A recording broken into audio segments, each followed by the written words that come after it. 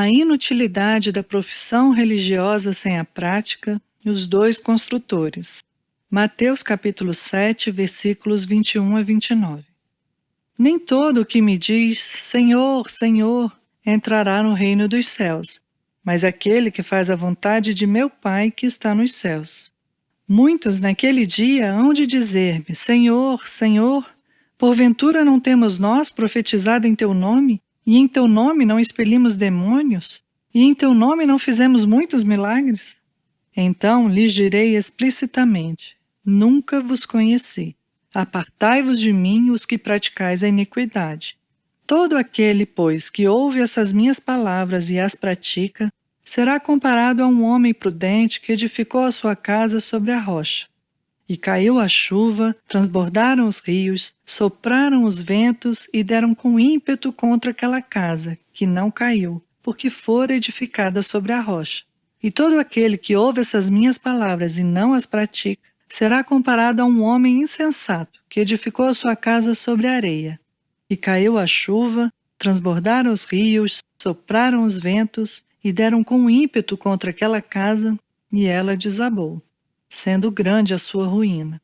Quando Jesus acabou de proferir essas palavras, estavam as multidões maravilhadas da sua doutrina, porque ele as ensinava como quem tem autoridade, e não como os escribas.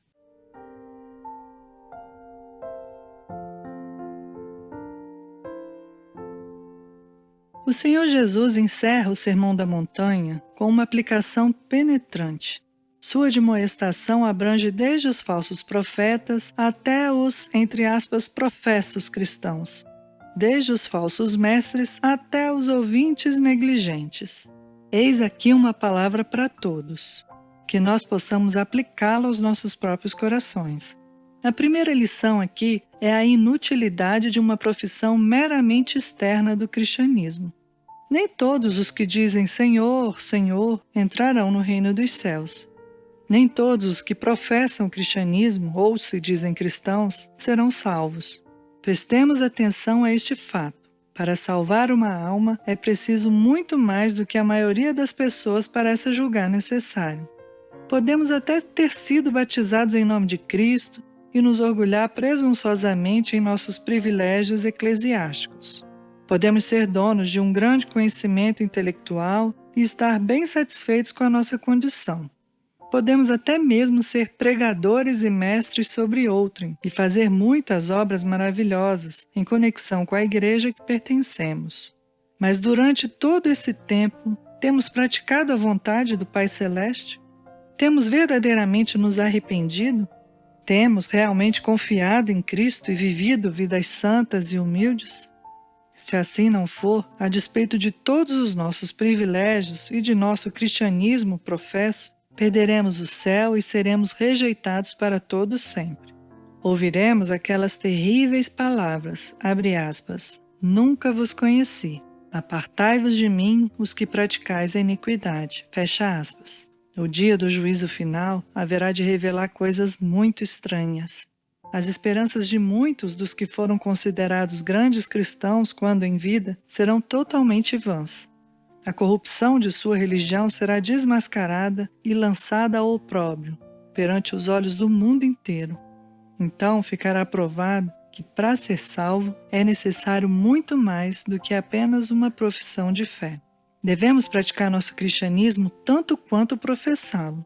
Que nós, com frequência, nos lembremos desse grande dia do juízo e nos julguemos a nós mesmos, para que não sejamos julgados e condenados pelo Senhor. 1 Coríntios 11:31.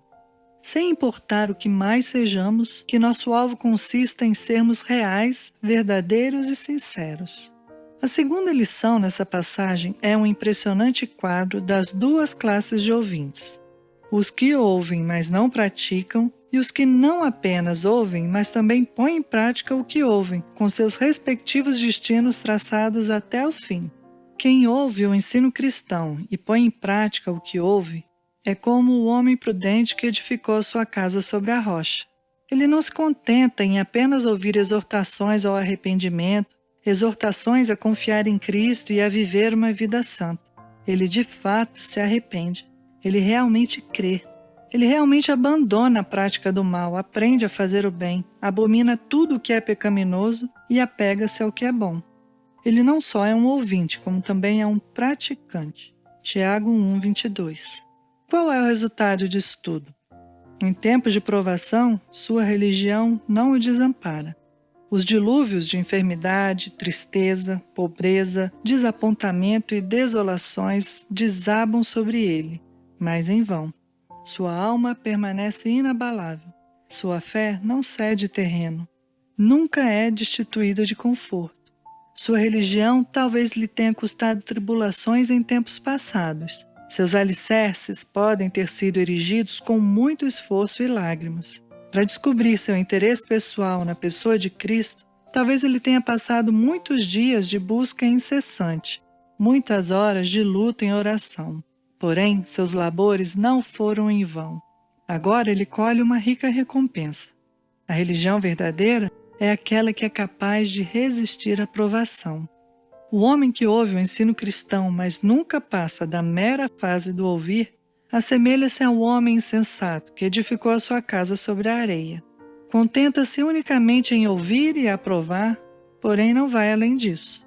Por ter alguns sentimentos, convicções e desejos de natureza espiritual, ele imagina que vai tudo bem com a sua alma. É nessas coisas que ele confia.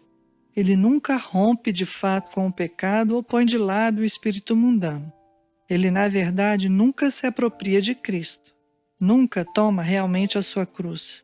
É ouvinte da verdade, nada mais além disso. E qual é o fim da religiosidade desse homem?